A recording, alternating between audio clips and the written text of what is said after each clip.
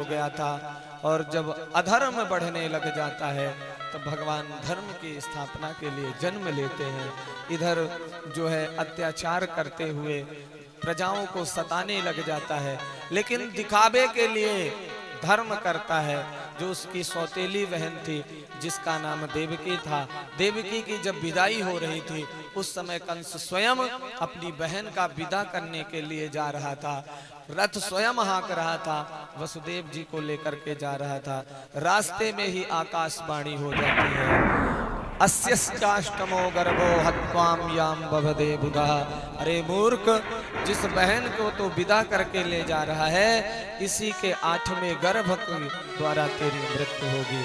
और दुष्ट व्यक्ति का प्रेम जो होता है वो तो क्षण मात्र के लिए होता है, तुरंत बहन के प्रति जो प्रेम था वो बदल जाता है।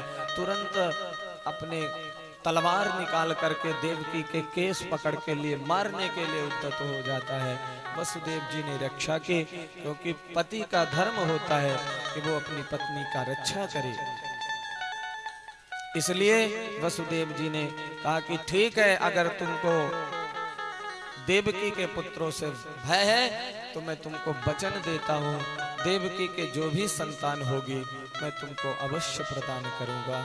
और इस प्रकार से वसुदेव जी कंस से देवकी मैया को बचा लेते हैं। इधर कंस पुनः वापिस आ जाता है।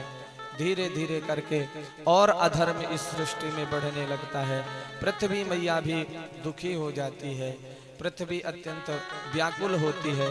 सभी देवताओं के पास गाय का रूप धारण करके पृथ्वी माता स्वतः जाती है, ब्रह्मा जी के पास जाती है, ब्रह्मा जी से निवेदन करती है, इस पृथ्वी पर बहुत अधर्म बढ़ गया है, प्रभु आप जो है किसी भी प्रकार से हमारा कल्याण करिए। भगवान ने कहा कि हम, ब्रह्मा जी ने कहा कि हम सब लोग मिलकर के भगवान के पास जाते हैं, भगवान की स्तुति करते हैं, भगवान से प्रार्थना करते हैं। और सभी लोग भगवान के पास गए, भगवान से स्तुति किए।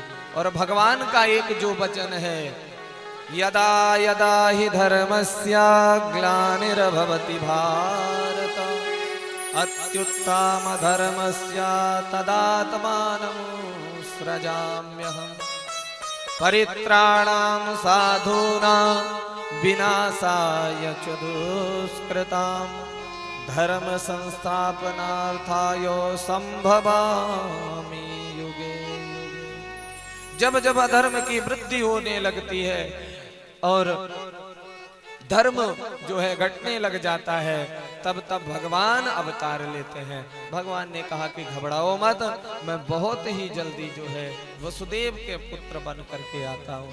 इधर कंस इत्यादि दुष्ट लोग अत्याचार करने लग जाते हैं और वो समय आता है, भगवान देवकी मैया का जो है पहला गर्भ जब आता है, उस पहले गर्भ को ले जा करके वसुदेव जी ने इधर कंस को दिया। कंस जब उस छोटे से नन्हे से बालक को देखा, उसके अंदर दया आ गई और कहा वसुदेव जी इसको अपने आप ले जाओ, मुझे तो 8वें गर्भ से भय है, 8वां पुत्र जो देवकी का होगा वो हमको दे देना।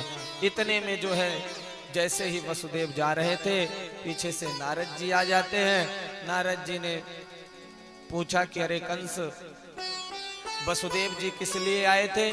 सारी बात जब बताता है, इधर नारद जी ने समझाया कि देखो एक अष्ट दल का उनके सामने एक कमल का पुष्प रखा और कहा देखो राजन, इसमें से गिन करके हमको ये बताओ कि इसमें पहली पंखुड़ी कौन सी। जब कंस गिनने लगता है, जहां 8 होता है, भगवान फिर उस नारद जी फिर उसके बगल से गिनाना शुरू कर देते हैं। फिर जहां 8 आता है फिर 1 से शुरू करते हैं। 3-4 बार जब गिनता है दिमाग उसका भ्रमित हो जाता है। कंस ने कहा गुरुदेव मैं समझ नहीं पाया आप क्या चाहते हैं।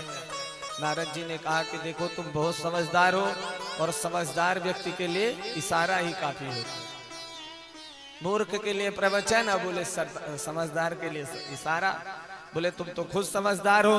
बोले गुरुदेव आप क्या कहना चाहते हैं? पहला पुत्र भी 8वां हो सकता है, 8वां भी पहला हो सकता है। इसका मतलब मैं वसुदेव के पहले पुत्र का वध कर दूं। नारद जी ने कहा नारायण नारायण, किसी संत के मुख से इस प्रकार से कहलवाओगे? अब तुम तो खुद समझदार हो, तुम अपने आप जो तुमको अच्छा लगे। नारद जी चले गए। कंस अत्यंत तो जो है दुखी हो गया और तुरंत कहा कि इसको देवकी और वसुदेव को कारागार के अंदर डालो, इसके पुत्र को लाओ हमारे सामने। और जो देवकी जी का पहला पुत्र था उसको कंस ने मार दिया। एक एक करके 6 पुत्र उत्पन्न होते हैं, 6 पुत्र को कंस मार देता है। 7वें में स्वयं शेषनाग भगवान जो है देवकी मैया के गर्भ में आते हैं। उस बार त्रेता युग में जो है शेषनाग जी छोटे बन करके आए थे। भगवान से कहा मैं छोटा बना था इसलिए हम लोगों को बड़ा कष्ट उठाना पड़ा था, इस बार मैं आपका बड़ा भाई बन करके आऊंगा। भगवान ने कहा ठीक है, आप ही पहले चले जाइए। और साक्षात शेष नारायण भगवान ही देवकी मैया के गर्भ में आते हैं। भगवान ने अपनी योग माया को आदेश दिया, योग माया को कहा कि तुम जाओ और देवकी के गर्भ को उठा करके रोहिणी मैया के गर्भ में स्थापित कर दो। उस गर्भ को ला करके रोहिणी जी के गर्भ में स्थापित कर दिया गया। इधर जो है ऐसी बात सामने आई कि देखो 7वां गर्भ ही देवकी का नहीं हुआ, दुष्ट के पाप के कारण वो बालक गर्भ में ही मृत्यु को प्राप्त हो गया। पुनः समय आता है और स्वयं जो है भगवान ही गर्भ में आते हैं देवकी मैया के। ब्रह्मा इत्यादि देवता आकर के सबसे पहले ब्रह्मा जी स्तुति करते हैं, भगवान की गर्भ स्तुति है।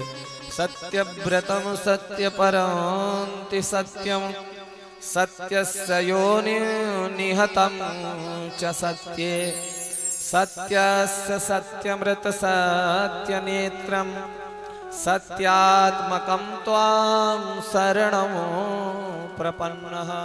उस सत्य स्वरूप ब्रह्म की जो है स्तुति करते हैं, गर्भ स्तुति होती है।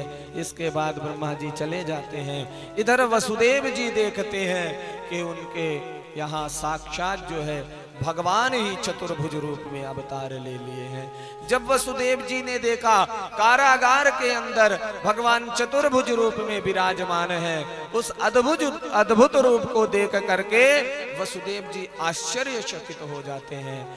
तमद्भुतम बालकमंबुजे क्षणम चतुर्भुजं शंख गदार युधायुधं सेवाक्षलक्ष्मं गौलशोभिकौस्तुभं पीतांबरं सांदपयोदसौभगं। भगवान के उस अद्भुत रूप को चतुर्भुज रूप में भगवान ने जो है जन्म लिया। तम अद्भुतम बालकम अंबु क्षणम यक्षसा अंबुजे क्षणम। जब देखा वसुदेव जी ने कि भगवान जो है साक्षात कमल नयन पीला पीतांबर धारण किए हुए, हाथ में शंख चक्र गदा पद्म धारण किए हुए, पीला वस्त्र धारण किए हुए वसुदेव जी के सामने खड़े हो गए। वसुदेव जी ने कहा अरे ये बालक कहाँ? तम अद्भुतम बालकम, ये अद्भुत बालक है। बालक को जन्म लेता है तो छोटा रहता है, बिना वस्त्र के आता है, और ये तो वस्त्र भी पहने हैं और आकर के वो रोता है, ये तो बढ़िया मुस्कुरा रहे हैं। ऐसे अद्भुत बालक कहाँ से हमारे यहाँ जन्म ले लिया? भगवान ने कहा कि देखो मैं इस समय आपका पुत्र बन करके आपकी रक्षा के लिए आ गया हूँ। कंस आपको बहुत सता रहा है, मैं आपको वरदान दिया था मैं आपकी रक्षा करूंगा, पुत्र बन करके आऊंगा, आज आपकी रक्षा के लिए आ गया हूँ। देवकी मैया ने कहा प्रभु मुझे अभी तक जो कष्ट हुआ उसका कोई दुख नहीं है, आप मेरे पुत्र बन करके आइए, क्योंकि मैं आपको पुत्र रूप में दर्शन करना चाहती हूँ। भगवान कहते हैं कि मैं आपका पुत्र बन करके आऊंगा, लेकिन जब मैं आपका पुत्र बन करके आऊंगा तो उसमें आपको स्वतः हमारी रक्षा करनी पड़ेगी। अब जब हम विष्णु के रूप में आए हैं तो हम आपकी रक्षा करेंगे, लेकिन पुत्र की रक्षा तो स्वतः माँ को ही करनी पड़ती है, इसलिए आप ही रक्षा करोगी। जैसे हम अपने घर में ठाकुर जी को रखते हैं, लड्डू गोपाल को रखते हैं, लड्डू गोपाल का स्वरूप कैसा है? बोले छोटे से बालक के रूप में लड्डू गोपाल होते हैं।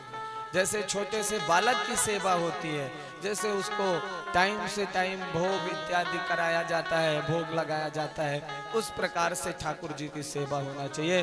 तो भगवान ने कहा कि फिर आपको मेरी रक्षा करनी पड़ेगी। देवकी मैया और वसुदेव जी ने कहा मैं तो इस समय कारागार के अंदर बंद हूं, आपकी कैसे रक्षा कर सकता हूं। भगवान ने कहा कि मुझे यहाँ से रात्रि ही रात्रि में ले जाकर के नंद बाबा के यहाँ गोकुल में छोड़ दो, वहां नंद और यशोदा के यहाँ मेरी रक्षा होगी। वसुदेव जी ने कहा मेरे हाथ में जो है वेड़ियां लगी हुई हैं, पैरों में वेड़ियां लगी हुई, हाथ में हथकड़ी लगी हुई है, इतने सात जो है दरवाजा के अंदर, कारागार के अंदर मैं बंद हूं, कैसे आपके पास वहां तक जा पाऊंगा। भगवान ने कहा कि तुम मेरा आश्रय लो, और मेरा आश्रय लेते ही सारे बंधन अपने आप खुल जाते हैं। जीवात्मा जब भगवान का आश्रय ले लेता है, परमात्मा का आश्रय ले लेता है, तो जितने भी बंधन लगे होते हैं स्वतः अपने आप खुल जाते हैं। वसुदेव जी जब भगवान कृष्ण को जब छोटे से बालक के रूप में हो जाते हैं, बोले बाल कृष्ण भगवान जय हो। देखिए ज्यादा जोर से जयकारा मत लगाइए, कंस कहीं सुन लिया तो हमारे ठाकुर जी को दिक्कत हो जाएगी। इसलिए अभी कारागार के अंदर हैं भगवान, ज्यादा जोर से मत बोलिए। आप सब लोग जब कहते हैं जोर से बोलना है तो आवाज पता ही नहीं चलती, और अब यहाँ धीमे धीमे बोलना है भाई, कंस सुन लेगा, ठाकुर जी का कुछ अनहित ना हो जाए। तो आप लोग बढ़िया खा पी के आए हैं इसलिए ऐसा जयकारा लगा, तो धीरे से लगाइएगा। बोले बाल कृष्ण भगवान की जय हो। भगवान का को लेकर के वसुदेव जी चल दिए, और इधर भी आप सब लोग झांकी के माध्यम से दिव्य आनंद की अनुभूति करेंगे। इधर वसुदेव जी लेकर के आते हैं, रास्ते में जो विघ्न आते हैं सामने से, यमुना जी जो है भगवान का दर्शन करने के लिए उफान लेकर के आ रही हैं। भगवान ने अपना चरण स्पर्श कराया, यमुना जी नीचे हो गई, वसुदेव जी सीधे लेकर के गोकुल पहुंच गए, और नंद रानी के यहाँ जो कन्या उत्पन्न हुई थी उस कन्या को वसुदेव जी ने टोकरी में ले लिया, और हमारे ठाकुर जी को वहीं लिटा करके पुनः वापिस आ जाते हैं। जब मथुरा आते हैं, जो ही वसुदेव जी वापिस आते हैं, आते ही धीरे धीरे सारे दरवाजे बंद हो जाते हैं, हाथ में बेड़ी लग जाती है, हथकड़ी लग जाती है, पैरों में वेणियां पड़ जाती है। पुनः उस प्रकार से जिस प्रकार से वसुदेव जी कहीं गए ही ना हो, और उस समय योग माया स्वतः जो है आई हुई थी, उसने सोचा कि मैं आई हूं इसलिए मुझे अपना काम करना चाहिए, और वो योग माया कन्या के रूप में रोने लग जाती है। जब रोती है, सैनिक तो सब सो गए थे, सब जग जाते हैं, अरे देखो देखो देवकी के जो है बालक हुआ है। कंस ने कहा था कि इस बार जो कोई संतान होगी तो तुम लोग सीधे में मुझे बताना, मैं कारागार के अंदर ही आकर के मारूंगा। सब जाके कंस को बताते हैं। कंस जो है आता है रात्रि में ही मारने के लिए, और जब आता है देवकी मैया से छीनता है उस छोटी सी बालिका को, कन्या को, उसके छीनते ही वो कन्या जो है दिव्य रूप धारण करके, हाथ से छूट करके दिव्य रूप धारण कर लेती है, अष्टभुजा रूप धारण कर लेती है, और कहती है कि अरे मूर्ख, तू मुझे मारना चाहता है, तुझे मारने वाला तो यहीं कहीं जन्म ले लिया है। और इस प्रकार से कह करके वो योग माया जो है अदृश्य हो जाती है। कंस परेशान हो जाता है कि मैंने इतना उपाय किया कि मैं अष्टम गर्भ को नष्ट कर दूं, लेकिन मेरा सारा उपाय जो है फेल हो गया। दुखी है कंस, परेशान है। कंस को परेशान रहने दीजिए, कंस से हमको क्या लेना देना, परेशान रहे। हम तो ठाकुर जी के पास चलते हैं जहाँ हमारे ठाकुर जी का जन्म होने वाला है। आइए हम सब लोग जो है गोकुल में नंद बाबा के यहाँ चलते हैं। नंद बाबा जो है इस समय नित्य प्रतिदिन जो है प्रतीक्षा कर रहे हैं कि हमारे यहाँ लाला होगा। नंद बाबा की जो दो बहनें हैं, नंदा सुनंदा, वो भी अपने भाभी की सेवा के लिए आ गई हैं, क्योंकि जब भाभी के बालक होता है तो बधाई तो मिलती ही है। अब बोले सेवा अगर करोगे तो भाभी प्रसन्न होकर के कुछ ज्यादा देंगी। पहले से ही आकर के सेवा कर रही हैं दोनों बहनें, नंदा और सुनंदा। नित्य प्रतिदिन जाती हैं देखने के लिए कि आज भाभी के लाला भयो कि ना भयो। आज जब सुबह जाती हैं, मैया यशोदा तो सो रही है, लेटी हुई है। मैया यशोदा के बगल में एक लाला लेटा हुआ है। लेकिन अब नंदा और सुनंदा ने सोचा कि अब क्या पता लाला है कि लाली है, और लाला हुआ तो ठीक है, और पता चले लाली हुई तो बोले कि तब तो कुछ नहीं मिलने वाला। आप लोग भी यही करते हैं ना, अगर लाला हुआ तो बड़ा उत्सव मनाते, बालक हुआ और लाली का बोले घर में मातम सा छा जाता है, ऐसे दुखी हो जाते हैं। कन्याओं के लिए जो समाज की एक कुप्रथा रही है, भ्रूण हत्या जिसको कहते हैं, आज भी लोग करते हैं। सरकार ने इतने सारे नियम लगाए लेकिन कोई फायदा नहीं। कन्याओं, अब तो आज आप सब लोग ठाकुर जी का जन्मोत्सव मना रहे हैं, और कल की कथा में भजन के माध्यम से आप हमारी किशोरी राधा रानी का भी जन्मोत्सव मनाएंगे। क्योंकि अब हम लोगों ने कथा के माध्यम से एक बात फिक्स कर लिया है कि अब ठाकुर जी का जन्म तो मनेगा ही, साथ में जो है किशोरी जी का, राधा रानी का भी जन्म उत्सव मनाया जाएगा। और जब राम जी की कथा होगी तो जानकी जी का भी जन्म उत्सव मनाया जाएगा। प्रत्येक वर्ष जो है हमारे सरिया में कार्यक्रम होता है, और इस बार जब हम राम कथा किए सरिया में, तो वहां हमने श्री जानकी जी का दिव्य रूप से जन्मोत्सव मनाया। कल आप सब लोग जो हैं लास्ट में ही जन्मोत्सव मनाया जाएगा। गोवर्धन पूजन के बाद भजन के माध्यम से आप सब लोग जो है किशोरी जी का जन्मोत्सव मनाएंगे। तो आइए, इधर दोनों बहनें नंदा और सुनंदा सोच रही हैं कि क्या पता अगर लाली होगी तो फिर बधाई तो मिलने वाली नहीं है, और बोले कि जो पहले बताएगी, देखेगी, खुशखबरी जो पहले बताता है, बोले सबसे ज्यादा उपहार उसको